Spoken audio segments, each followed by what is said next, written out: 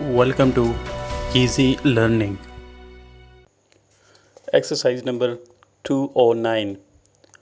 For purposes of administration, the work of a railway is divided into many departments under the control of the general manager, who ultimately settles all disputes.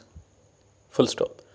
Then there are the chief mechanical engineer, who is the head of the locomotive department, which has very complicated matters to negotiate, the traffic manager, the locomotive superintendent, the superintendent of the line, the telegraph superintendent, and so on, while various committees, such as the goods traffic committee, the locomotive and engineering committee, the passenger traffic committee, and the permanent way committee, decide important matters concerning the working of the line.